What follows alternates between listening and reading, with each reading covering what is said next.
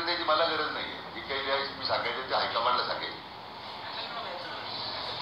त्यांच्या पक्षनिष्ठेबद्दल मी बोलेल ना. मशिवं नारळ रोलर घेऊन त्यांची जी वाटचाल आहे राजकारणाच्या पण नंतर बोलू. आज तो विषय नाही महत्वाचा.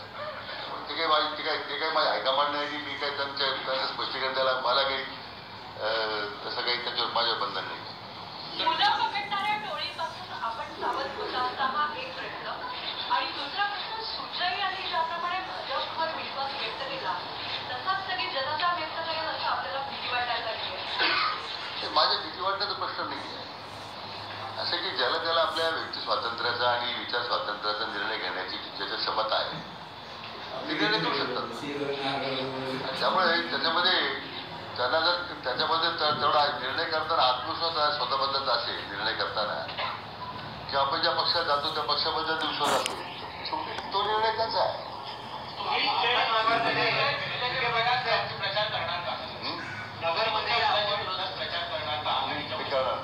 त्याचं कारण असं आहे की ज्या पद्धतीने आदरणीय पवार साहेबांनी आमच्या वडिलांसंदर्भात जे मत व्यक्त केली आवश्यकता नसताना त्यांचा जर आमच्या वडिलांपासूनच विश्वास आमच्यावर नाही आहे तर विनाकारण त्या ठिकाणी प्रचाराला जाऊन आणखी त्यांच्या मनात संशयाचं वातावरण निर्माण करायचं हेच मला त्याबद्दलच खरं म्हणजे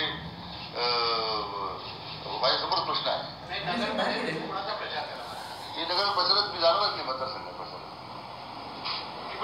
कारण आमचे वडील हयात नसताना त्यांच्याबद्दल एवढा जर त्यांच्यामध्ये इतका द्वेष आहे त्यांच्यात भरलेला विखे कुटुंबियांबद्दल विखे नावाबद्दल तर प्रश्नच उपस्थित होतोय.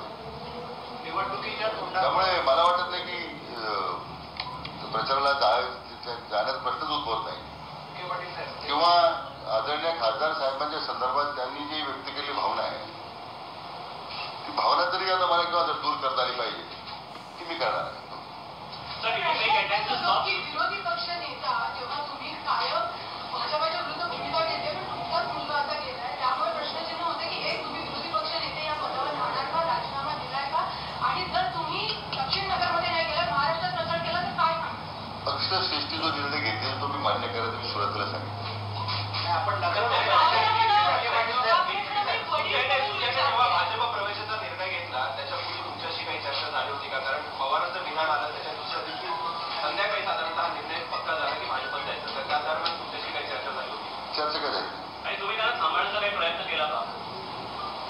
माझा थांबवण्याचा किंवा त्याला तिथं पक्षात जाण्याचा प्रश्न त्याला सांगण्याचा प्रश्नच होत नाही. आपण नगरमध्ये प्रचार करणार नाही असं सांगितलं तर महाराष्ट्रात आपण राष्ट्रवादीच्या उमेदवारांचा प्रचार करणार आहात का? जसं की काँग्रेस पक्षाची भूमिका मला दिली त्याप्रमाणे मी पुढे जाईल. पक्षाची भूमिका घ्या शेवटी पक्षाचा निर्णय भूमिका घेतलेलीच आहे ना. पक्ष सांगेल पुढे प्रचाराला जायचं आपण ठरवणार नाही कुठे प्रचाराला. आता की मी स्टेट इलेक्शन कमिटी त्याला सुशीलकुमार शिंदेच्या अध्यक्षतेखाली त्याची इलेक्शन कमिटी टोटल प्रचाराची कार्यपद्धती कमिटी समिती ठरवणार आहे. त्या समितीच्या पद्धतीने का पक्षाला ज्या पद्धतीने या सगळ्या प्रचाराच्या सभा कुठे घ्यायच्या कशा घ्यायच्या त्या समिती सांगितल्याप्रमाणे आपण करणार.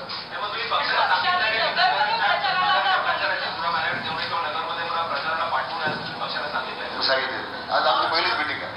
पवारांचं म्हणाले मी माझ्या मुलांचा हट्ट पूर्ण करतो मी इतरांच्या मुलांचा हट्ट पूर्ण करत नाही आणि तुमच्या मुलाचा मग तो बालवाचक सल्ला करा. मला कल्पना नाही पवारांना विचारलं पाहिजे.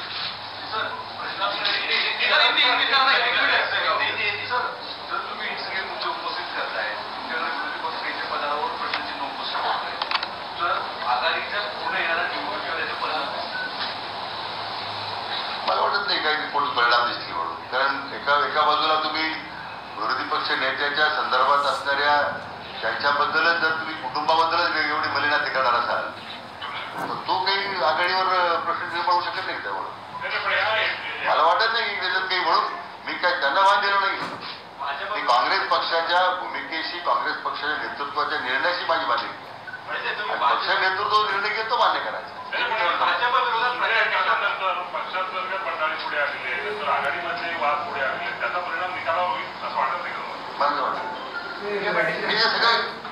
असं आहे की आज आपण तुम्हाला माझी भूमिका पाहिजे होती माझी भूमिका मांडली या संदर्भात. आता याची बंडाळी होईल, आणखी काय होईल, याचे परिणाम काय होतील.